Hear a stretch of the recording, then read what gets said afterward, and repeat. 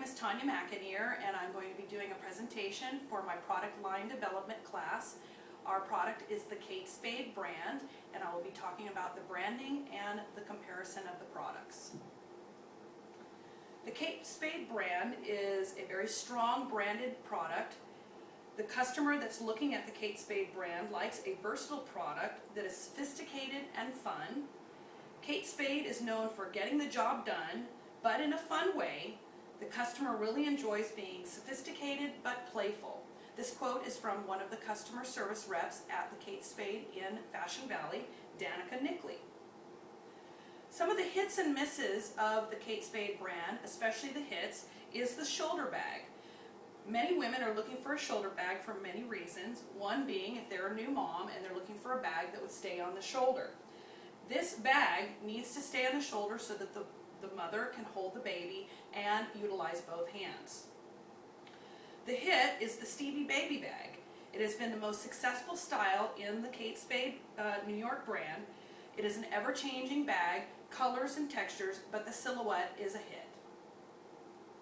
Research shows that this baby bag style is one of the styles that you'll find not only in the brick and mortar store, but the online format. Kate Spade New York knows that their customer wants a stylish bag and something that fits her lifestyle. Why is this so important? Well, versatility and style. One of the quotes is, don't think of it as a baby bag, think of it as a chic tote that happens to have all kinds of parent-friendly features for outings with your little one. This came off the Saks Fifth Avenue website. Things designed in the bag include a diaper component, stroller clips, wipe clean lining, and multiple pockets for bottles and many other items that a new mom would want. Style, very important. The Kate Spade customer wants style.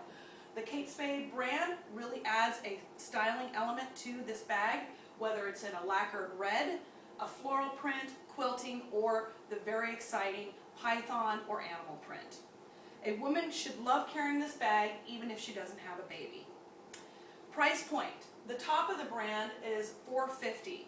I think this bag shouldn't be anything over that. The bag does run $425. I think this is actually a little bit high for the marketplace. But the comparable brands like Marc Jacobs, Skorska, Rebecca Minkoff, and Tory Burch are just a little bit lower. Who is our Kate Spade customer? The Kate Spade New York target customer is Generation X and Generation Y.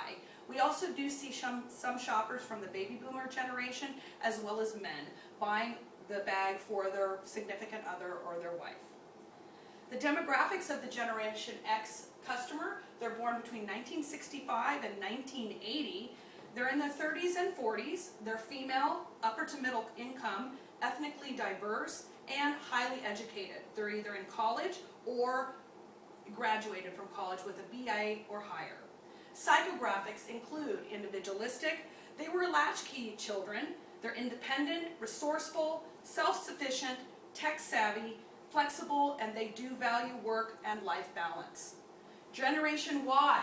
This is the generation between 1982 and the year 2000. They're in their teens to late 20s.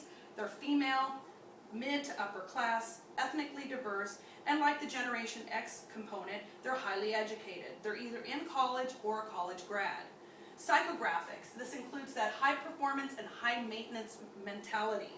They believe in their own worth. They speak their mind. They're tech experts. They like to challenge the status quo. They also like financial smarts, high value on self-fulfillment, and they're open to and expect change. They are definitely multitaskers. The customer base widens. We also see that men like to shop in the Kate Spade store for their significant other or their wife. They definitely support the Kate Spade brand because they know their wife or significant other likes the brand. The baby boomer. This is an older generational cohort, and it's young in spirit, and they are very attracted to the Kate Spade New York brand. They appreciate the sophistication and fun that the brand brings.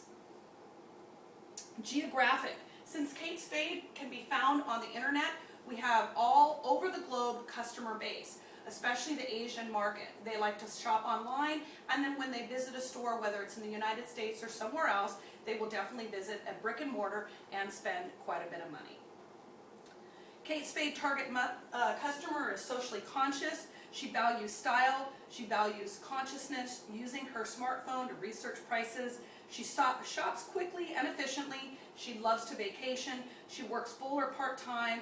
If she's younger, she does rely maybe on her parents for monetary help. She is in the range of a 0 to a 12. She may be a new mom, and her husband may love to buy for their wife. They're sophisticated and playful. They enjoy being stylish. They love to go out. They drink wine and love social gatherings. They drive a hybrid and are very influential in their social circle. They may shop online as well as in the brick and mortar stores. They love to get the job done, but in a fun way. They definitely enjoy being stylish. The competition is quite fierce in the marketplace for Kate Spade. They do have several very strong competitors. Some of their competitors include Marc by Marc Jacobs, Michael Kors, Karen Millen, Tory Burch, and Diane van Furstenberg. Marc by Marc Jacobs is a very fresh and bright and quirky line. The brand definitely appeals to Generation X and Y. Marc Jacobs does have a very strong, loyal following. He is a very well-known designer, and I think his persona definitely influences the shopper. Marc by Marc Jacobs' price point is very similar to Kate Spade. It definitely has that quirky feel to it, and it also is a very upscale fabrication and definitely good quality. They have bright colors and are part of the very sophisticated Marc Jacobs brand.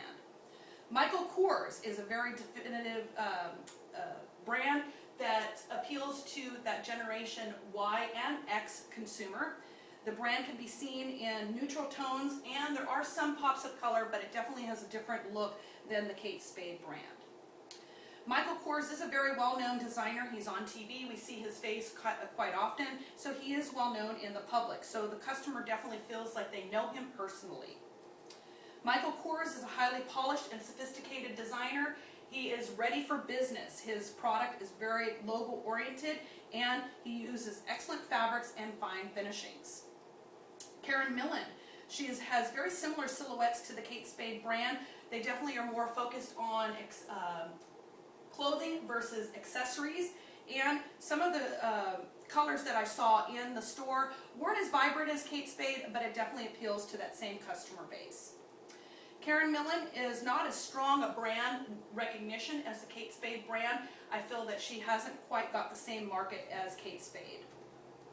Tory Burch, it does appeal to a little bit older demographic.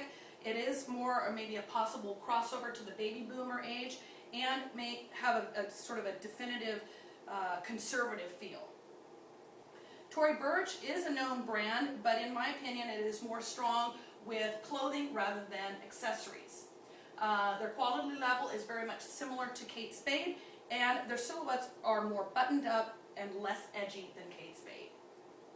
Diane van Furstenberg is a very sophisticated, elegant and colorful brand. I think DVF brand skews a little older and appeals to the Generation X client and possibly the baby boomer. DVF is well-known brand. Colors and price points are very similar to Kate Spade, but the silhouette is slightly different. She tends to have more of a wrap dress and uses a lot more printed fabrics to tell a story to the customer. The black dress, I did a comparison shopping on bags and dresses. The black dress was one of the comparison shopper items that I did, and I think with the dress it's something that you should see in every brand, and it was very competitive with fabrication, notions, and styling.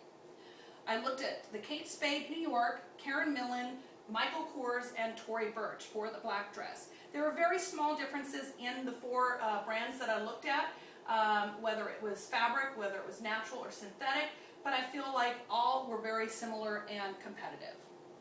These are pictures of the dresses that I tried on. I also did a comparison on some of the bags that are in the marketplace.